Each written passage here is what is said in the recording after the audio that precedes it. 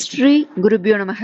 அனைவருக்கும் தீபாவளி நல்வாழ்த்துக்கள் மற்றும் நமஸ்காரங்கள். தீபாவளி பண்டிகையானது கோவத்ச துவாதசியில் தொடங்கி தனத்ரயோதசி, யமத்ரயோதசி, தன்வந்திரி ஜெயந்தி, அடுத்து தீபாவளி, கங்கா ஸ்நானம், மங்கள ஸ்நானம், லட்சுமி பூஜை, உல்காதானம், யமத்விதியை, இப்படி அடுத்தடுத்த நாட்கள் பவித்திரமான தினங்களாக அமைகிறது. வரிசையாக ஒவ்வொரு நாளின் சிறப்பறிந்து செய்ய வேண்டியது என்ன, சொல்ல வேண்டிய முக்கிய மந்திரம் தெரிந்து கொள்ளலாம். முதலில் 18ஆம் தேதி சனிக்கிழமை, ஐப்பசி மாதம் என துலா மாத பிறப்பு, துலா விஷு புண்ணிய கால தினம். ஐப்பசி மாதத்தை துலா மாதம் என்று சொல்வர். துலா கோல் என்றால் தராசு. சமநிலையில் இருக்கும் தராசு தட்டுகளை போல் ஐப்பசி மாதத்தில் பகலும் இரவும் சரிசமமாக இருப்பதால் இது துலா மாதம் என்று சொல்லப்படுகிறது. இந்த மாதத்தில் செய்யும் புண்ணிய பலனை அளக்க பிரம்மதேவராலும் முடியாதாம். இந்த தினம் துலா ஸ்நானம் ஆரம்பமாகிறது. கங்கை, சிந்து, யமுனா, நர்மதா, பிரம்மபுத்திரா, கோதாவரி போன்ற புண்ணிய நதிகள் அனைத்தும் இந்த ஐப்பசி எனும் துலா மாதத்தில் காவிரியில் கலந்து புனிதமடைவதாக ஐதீகம்.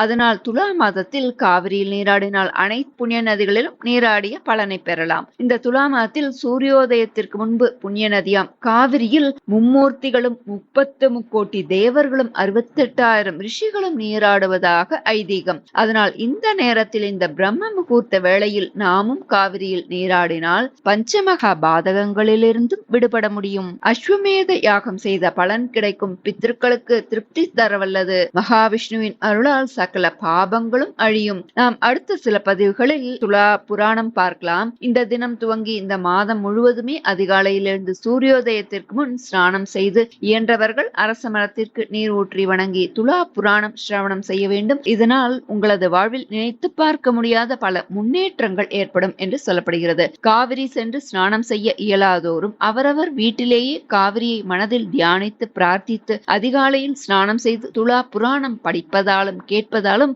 அனைத்து துன்பங்களும் காணாமல் போகும், அழிந்து போகும் அப்படின்னு சொல்லப்படுறது. அடுத்து இன்று கோவத்ச துவாதசி பிரதோஷ காலமாகிய மாலை நேரத்தில் 33 கோடி தேவர்களும் சகல தேவதைகளும் குடிக்கொண்டிருக்கும் கண்டுடன் கூடிய பசுவை பூஜித்து மகாலட்சுமி வாசம் செய்யும் பசுவின் பின்புறத்தில் கற்பூர தீபாராதனை காட்டி பசும் புல், வெல்லம், வாழைப்பழம் கொடுத்தால் கோதானம் செய்த புண்ணிய பலனும், திருமணமான பெண்கள் தீர்க்க சுமங்கலிகளாகவும் மனமாகாத கன்னியருக்கு மனதிற்கேற்ற மணாளன் அமைந்து சகல சௌபாகியங்களை அடைவது சத்தியம் என்று வேதகால மகர்ஷிகளால் அருளப்பட்டுள்ளது. இந்த தினத்தில் காமதேனுவை பூஜிக்கின்றவர்கள் தங்களது மனோ விருப்பங்கள் நிறைவேற பெறுவார்கள் என்று மந்திர சாஸ்திரம் சொல்கிறது. முதலில் கோவத்ச துவாதசி என்று விசேஷமாக கன்றுக்குட்டியுடன் இருக்கும் பசுமாடுகளை வணங்கி ஆராதிக்க வேண்டும், பூஜிக்க வேண்டும். கோமாத்ரே நமக, சுரப்யை நமக என்று சொல்லி வணங்கலாம். காமதேனு காயத்ரி மந்திரம் ஓம் சுபகாமாயை வித்மகே காமதாத்ரே ச தீமகி தன்னோ தேனு பிரச்சோதயாத் என்று சொல்லி வணங்க சகல செல்வங்களும் வந்து சேரும். அடுத்து இன்று சனிமகா பிரதோஷம். சாதாரண பிரதோஷத்தை விட 1000 மடங்கு புண்ணியம் தரக்கூடியது சனிமகா பிரதோஷம். இந்த தினத்தில் சிவாலயம் சென்று சிவபெருமானையும் நந்தி பகவானையும் வணங்க அனைத்து செல்வங்களும் கிடைக்கும், சகல தோஷங்களும் விலகும். குறிப்பாக சனி தோஷம் நீங்கும், சகல பாபங்களும் அடியோடு விலகும். இந்த தினத்தில் சொல்ல வேண்டிய மிகவும் எளிமையான சக்தி வாய்ந்த பிரதோஷ மந்திரம் ஓம் மிருத்யுஞ்சயாய ருத்ராய நீலகண்டாய சம்பவே அமிர்தேஷாய சர்வாய மகாதேவாய தே நமக. ஓம் மிருத்யுஞ்சயாய ருத்ராய நீலகண்டாய சம்பவே அமிர்தேஷாய சர்வாய மகாதேவாய தே நமக. சிவசகஸ்ரநாமம் சொன்ன பலன் தரும். சிவோ மகேஸ்வரச்சைவ ருத்ரோ விஷ்ணு பிதாமக சம்சார வைத்திய சர்வேஷக பரமாத்மா சதாசிவக. இதை 3 முறை சொல்ல சிவசகஸ்ரநாமம் சொன்ன பலன் பெறலாம். நந்தியம்பெருமானை வணங்கி வழிபடும் போது சொல்ல வேண்டிய பாடல்: நந்தியம்பெருமான் தன்னை நாள்தோறும் வழிபட்டால் புந்தியில் ஞானம் சேரும், புகழ் கல்வி தேடி வரும், இவ்வுலக இன்பம் யாவும் இவரடி தொழ உண்டு, அவ்வுலக அருளும் கூட அவர் துதி பாட உண்டு, முற்பிறவி வினைகள் யாவும் தீயிட்ட மெழுகாகும், நந்தியின் பார்வைப்பட நலங்கள் உடன் கிட்டும், ஈசனுக்கு எதிரமர்ந்து இறை ஊஞ்சல் ஆட்டுவிக்கும், நந்தீச நற்பாதம் நாம் தொழுவோமே. இதை சொல்ல கர்ம வினைகளால் ஏற்படும் கஷ்டங்கள், தோஷங்கள் காணாமல் போகும். கல்வி, ஞானம், செல்வம் என சகலமும் தேடி வரும். அடுத்து இன்று தனத்ரயோதசி. தந்தேரஸ் என்ற தனத்ரயோதசி தீபாவளி பண்டிகை வடக்கே 5 நாள் பண்டிகையாக கொண்டாடப்படுகிறது. அதில் வரும் முதல் நாள் தேய்பிறை திரையோதசி. தனத்ரயோதசி தந்தேரஸ் என்று சொல்லப்படுகிறது. இதுவேதான் தன்வந்திரி திரையோதசி, தன்வந்திரி ஜெயந்தி என்றும் சொல்லப்படுகிறது. பார்க்கடலை கடையும் போது ஒரு திரையோதசி திதியில் தான் மகாலட்சுமி என்னை பார்க்கடலிலிருந்து உத்பவமாகி தோன்றினாள். மேலும் விஷ்ணுவின் அவதார அவதாரமான தன்வந்திரியும் இதே தினத்தில்தான் ஒரு கையில் அமிர்த கலசத்துடன் மற்றொரு கையில் ஆயுர்வேத சுவடியுடன் தோன்றினார். அதனால் இன்று செல்வம் வேண்டி லட்சுமி குபேர பூஜையும் அதன் பிறகு ஆரோக்கியம் நிலைக்க வேண்டி தன்வந்திரி பகவானையும் வேண்டுவது முறை. பொதுவாக தனத்திரயோதசியில் புது பொருட்கள் வாங்குவது விசேஷம். அக்ஷய திருதியை போல் இந்த நாளில் வாங்கும் பொருட்கள் பெருகும் என்பது நம்பிக்கை. இன்று தங்கம் வாங்க ஏற்ற நாள் என்று சொல்லப்படுகிறது. தங்கம் வெள்ளி வாங்காதோரும் மங்கள பொருட்களை வாங்க வீட்டில் சுபிக்ஷம் பெருகும். இந்த தினத்தில் சொல்ல ஒரு அற்புதமான ஸ்லோகம் லட்சுமி ஹிருதயத்திலிருந்து. இதை காலையில் ஒருவர் சுத்தமாக இருந்து ஜபிக்க சகல க்ஷேமங்களையும் அடைவார்கள். இந்த ஸ்லோகத்தை துலா ஸ்நானம் செய்து வில்வ மரத்தடியில் ஜபம் செய்தால் சர்வாபீஷ்டங்களையும் பெறுவார்கள் அப்படின்னு புராணம் சொல்கிறது. அனைத்து செல்வங்களும் மகிழ்ச்சியும் தரவல்லது. தரித்திரத்தை அடியோடு ஒழிக்கும் அற்புதமான ஸ்தோத்திரம். இந்த துலா மாத ஸ்நானம் செய்து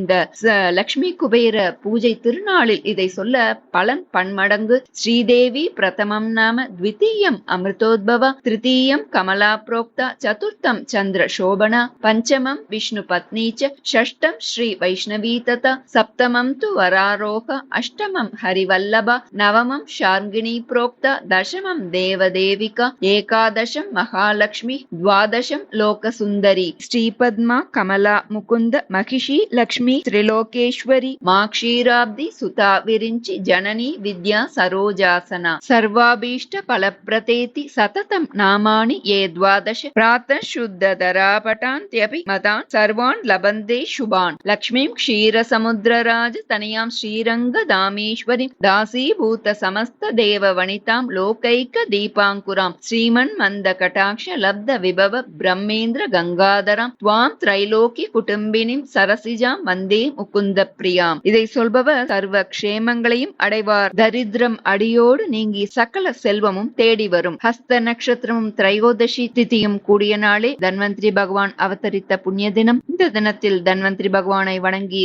தன்வந்திரி மந்திரம் சொல்ல உடல் ஆரோக்கியம் மன ஆரோக்கியம் பெறலாம். ஓம் தத்புருஷாய வித்மகி அமிர்த கலச ஹஸ்தாய தீமகி தன்னோ தன்வந்திரி பிரச்சோதயாத். ஓம் நமோ பகவதே வாசுதேவாய தன்வந்திரியே அமிர்த கலச ஹஸ்தாய சர்வாமய விநாசனாய திரைலோக்கிய நாதாய ஸ்ரீ மகாவிஷ்ணவே நமக. தீபாவளி மருந்தில் தன்வந்திரி பகவான் உரைகிறார். அதனால் தீபாவளி மருந்து உட்கொள்ளும் பொழுது தன்வந்திரி பகவானை மனப்பூர்வமாக பிரார்த்திக்க ஆயுள் ஆரோக்கியம் விருத்தி அடையும். ஸ்ரீரங்கம் அரங்கநாதருக்கே வைத்தியராக இருக்கும் தன்வந்திரி பகவான், அமிர்த கலசத்தை கையில் ஏந்திருக்கும் வாசுதேவன் தன்வந்திரி பகவான் எல்லா நோய்க்கும் மருந்தாக நோய்களை தீர்ப்பவராக இருப்பவர். மூன்று உலகிற்கும் அதிபதியாக ஸ்ரீ மகாவிஷ்ணு பகவானே உன்னை வணங்குகிறோம் அப்படின்னு சொல்ல நமது நோய்களையும் அஞ்ஞான இருளையும் போக்குவார். அடுத்து யமத்ரயோதசி. யமத்ரயோதசி என்பது யம தர்மராஜரை பூஜிக்க வேண்டிய புண்ணிய தினம். இந்த தினத்தில் அனைவரும் பிரதோஷ காலத்தில் யம தர்மராஜரை நினைத்து சூரிய அஸ்தமனத்திற்கு பின் வீட்டு வாசலில் நல்லெண்ணெய் தீபம்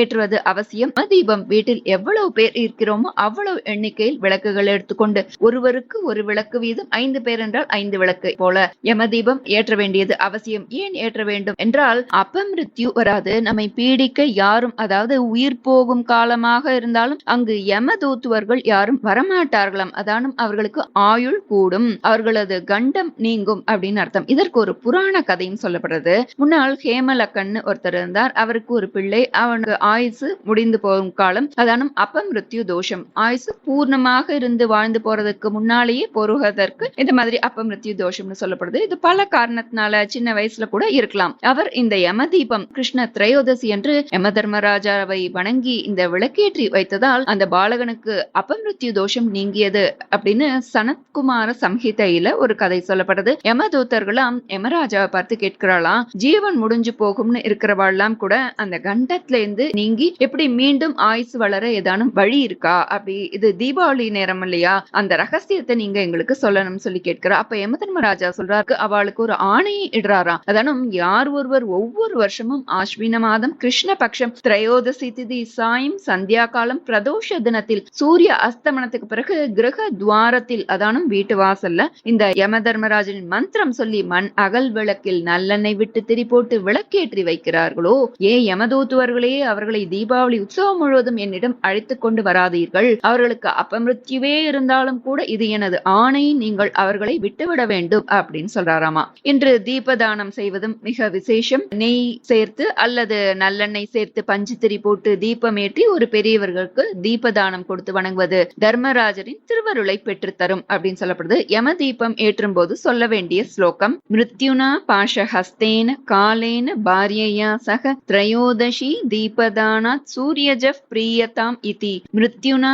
பாஷஹஸ்தேன காலேன பாரியயா சக த்ரயோதசி தீபதானாத் சூரியஜப் பிரியதாம் இதி. அதாவது காலன் யம தர்மராஜன் சூரியனின் புத்திரன் இந்த தீபத்தால் சுப்ரீத்தி அடையட்டும், இதனால் அபமிருத்யு தோஷங்கள் நீங்கும், ஆயுள் கூடும். எல்லோரும் அவசியம் வீட்டு வாசலில் நல்லெண்ணெய் தீபம் இந்த பிரதோஷ வேளையில் ஏற்றுவது அவசியம், இதனால் அபமிருத்யு தோஷம் நீங்கும் அப்படின்னு சொல்லப்படுது. இன்று மட்டுமல்லாமல் நாளையும் இது போன்று அவசியம் வீட்டு வாசலில் நல்லெண்ணெய் விட்டு ஒரு தீபம் ஏற்ற வேண்டும். இதற்கு நரக்க தீபம் என்று பெயர். விளக்கேற்றி பின் முன்னோர்களை மனதில் நினைத்து பிரார்த்தனை செய்ய வேண்டும். இதனால் முன்னோர்கள் மட்டுமல்ல யமனும் மகிழ்ந்து அருள் புரிவார். இந்த நரக்க தீபம் ஏற்றனால நமக்கு நரக்க பயம் உண்டாகாது, மாறாக நமக்கு மங்களங்கள் உண்டாகும் அப்படின்னு சொல்லப்பட்டிருக்கு.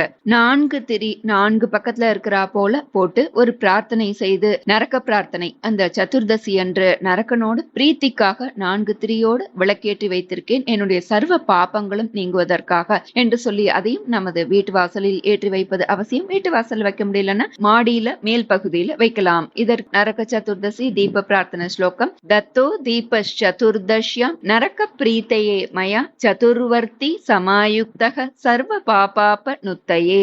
தத்தோ தீபச்சதுர்தஷ்யாம் நரக பிரீத்தயே மயா சதுர்வர்த்தி சமாயுக்தக சர்வ பாபாப நுத்தயே. இந்த மந்திரம் சொல்லி விளக்கேற்றி வைக்க நரக்க பயம் இராது. அடுத்து இன்னொன்னு: அக்னிர் ஜோதி ரவிர் ஜோதி சந்திரோ ஜோதிஷ் சதைவச ஜோதிஷாமுத்தமம் ஜோதி தீபோயம் பிரதிகிருஹ்யதாம். அக்னிர் ஜோதி ரவிர் ஜோதிஷ் சந்திரோ ஜோதிஷ் சதைவச ஜோதிஷாமுத்தமம் ஜோதி தீபோயம் பிரதிகிருஹ்யதாம். இது தீபாவளி பிரதோஷ காலத்தில் சொல்ல வேண்டிய ஸ்லோகம். அடுத்து தீபாவளி நரக்க சதுர்தசி அன்று மங்கள ஸ்நானம் செய்யும் போது சொல்ல வேண்டிய மந்திரம் பார்க்கலாம். இந்த தீபாவளி தினத்தில் சூரிய உதயத்திற்கு முன் நல்லெண்ணெயை பூசிக்கொண்டு வெந்நீரில் குளிப்பது அவசியம். தீபாவளி அன்று நல்லெண்ணெயில் லட்சுமி தேவியும் வெந்நீரில் கங்கா தேவியும் வாசம் செய்வதாக ஐதீகம். இன்று நரகாசுரனுக்கு கிருஷ்ண பகவான் வரமருளியபடி தைல ஸ்நானம் செய்து புது வஸ்திரங்கள் அணிந்து உற்சவமாக கொண்டாட வேண்டும் அப்படின்னு சொல்லப்படுது. பொதுவாக சூரிய உதயத்திற்கு முன் தைல ஸ்நானம் செய்யக்கூடாது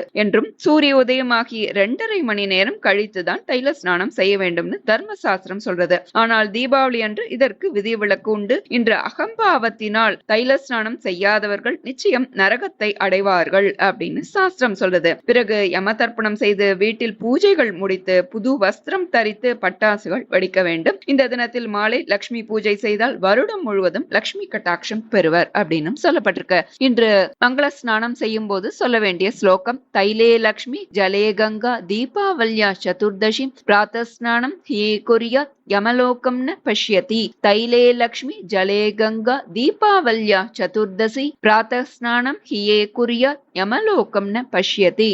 இதை சொல்லி ஸ்நானம் செய்ய யமலோகம் அவர்கள் பார்க்க மாட்டார்கள் அப்படின்ற மாதிரி இந்த ஸ்லோகத்துல வருது. ஸ்நானம் செய்ய விசேஷ பலன் உண்டு. அடுத்தது உல்காதானம். உல்காதானம்னா என்ன? அதாவது மத்தாப்பு கொளுத்துதல் அப்படின்றதுதான் உல்காதானம்னு சொல்லப்படுது. மகாலயத்தின் போது வந்த நமது முன்னோர்கள் இந்த தீபாவளி தினத்தில் தங்களுடைய பித்ருலோகத்திற்கு திரும்புவதாக ஐதீகம். அவர்கள் செல்ல பாதை வழி தெரியணும் இல்லையா, தெரிவதற்காக இந்த தீபாவளி தினத்தில் அனைவரும் மாலை வேளையில் உல்காதானம் செய்ய வேண்டும். உல்கா என்பது கம்பி மத்தாப்பை குறிக்கிறது. அனைவரும் தீபாவளி என்று மாலை வேளையில் சூரிய அஸ்தமனத்துக்கு பின் முன்னோர்களை மனதில் நினைத்து பிரார்த்தித்துக் கொண்டு 2 கைகளாலும் கம்பி மத்தாப்பு ஏற்றி உயர பிடித்து காண்பிக்கணுமாம். அப்போதுதான் அவர்களுக்கு வழி தெரியும். முன்னோர்கள் மகிழ்ந்து நம்மை வாழ்த்து செல்வார்களாம். அதை செய்யலைன்னா முன்னோர்களுக்கு வருத்தம் உண்டாகும். அவர்கள் பெருமூச்சு விட்டால் அது சாபமாக கூட மாறலாம் அப்படின்னு சொல்லப்படுது. உல்காதான பிரார்த்தனா மந்திரம்: அக்னி தக்தா ஷயே ஜீவாஹ ஏபிய தக்தா குலே மம உஜ்வல ஜோதிஷா தக்தாக தேயாந்து பரமாம் கதிம் யமலோகம் பரித்யஜ்ய ஆகதாவை மகாலயே உஜ்வல ஜோதிஷாவத்மம் பஷ்யந்தோவை விரஜந்துதே. இன்னொரு முறை பார்க்கலாம். அக்னி தக்தாஷயே ஜீவாக ஏபிய தக்தா குலே மம உஜ்வல ஜோதிஷா தக்தாக தேயாந்து பரமாம் கதிம் யமலோகம் பரித்யஜ்ய ஆகதாவை மகாலயே உஜ்வல ஜோதிஷாவர்த்மம் பஷ்யந்தோவை விரஜந்துதே. அனைவரும் தவறாமல் இந்த மந்திரத்தை சொல்லி தீபாவளி அன்று மாலை கம்பி மத்தாப்பேற்றி முன்னோர் தங்கள் இருப்பிடத்திற்கு திரும்பி செல்வதற்கு வெளிச்சம் காட்டி வழிகாட்டி அவர்களது ஆசியுடன் நமது வாழ்வையும் பிரகாசமாக்கிக் கொள்வோம். அடுத்து 21ஆம் தேதி செவ்வாய்க்கிழமை கேதார கௌரி விரதம். இன்றும் லட்சுமி பூஜை செய்ய உகந்த தினம். சிவனின் அருள் பெற கேதாரம் என்ற இமயமலையை சார்ந்த வயல் பகுதியில் 21 நாட்கள் விரதம் இருந்தால் அம்பிகை அதன் பலனாக ஈஸ்வரனின் உடலில் சரிபாதி இடத்தை அம்பிகை பெற்றாள். கணவனிடம் எந்நாளும் பிரிக்க முடியாத பந்தம் வேண்டி கௌரியை வழிபடும் விரதம் கேதார கௌரி விரதம். இதனாலே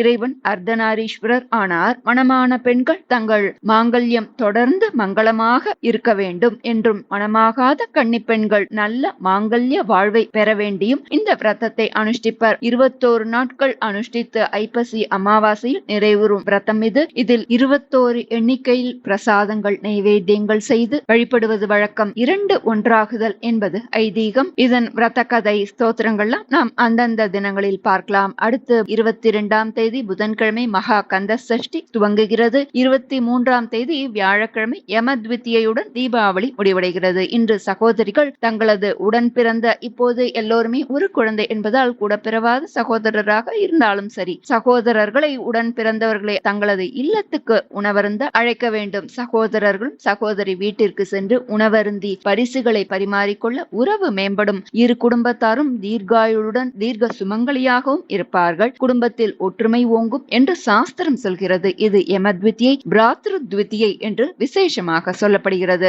அடுத்து அமாவாசைக்கு மறுநாள் பிரதமையிலிருந்து கார்த்திக மாதம் துவங்குகிறது. இது சௌரமானபடி துலா மாதம், சாந்திரமானபடி பாத்ரபதம், ஆஸ்வினம் என்றெல்லாம் பார்க்கிறோம் அல்லவா? அப்படி இந்த அமாவாசை மறுநாள் தொடங்கி கார்த்திக மாதம் தொடங்குகிறது. இது தமிழ் கார்த்திகை மாதம் அல்ல, ஆஸ்வினம் பாத்ரபதம் என்று வரும் அல்லவா? அது போல இது கார்த்திக மாதம். துலா ஸ்நானம் போலவே இந்த கார்த்திக மாதமும், அதாவது இரண்டும் ஒரே காலத்திலேயே வருகிறது. ஆக இந்த மாதம் முழுவதுமே அதிகாலையில் சூரியோதயத்துக்கு முன் ஸ்நானம் செய்ய வேண்டும். மாலையில் இந்த மாதம் முழுவதுமே ஆகாச தீபம் ஏற்ற வேண்டும் என்று சொல்லப்பட்டுள்ளது. அதாவது தினமும் ஒரு விளக்கு எடுத்து அதில் 8 திரி போட்டு நல்லெண்ணெய் விட்டு ஏற்ற வேண்டும். தினமும் புது திரி மாற்ற வேண்டும். இதை தொடர்ந்து இந்த மாதம் முழுவதும் செய்து வர கைமேல் பலன் நிச்சயம். கடன் வறுமை அடியோடு ஒழியும். பொருளாதாரம் நிச்சயமாக மேம்படும். இருள் நீங்கி வாழ்வு ஒளிமயமாகும். வாழ்வில் நல்ல வழி பிறக்கும். உங்கள் வாழ்வில் எதை தேடி செல்கிறீர்களோ, எதை அடைய நீங்கள் முயற்சி செய்கிறீர்களோ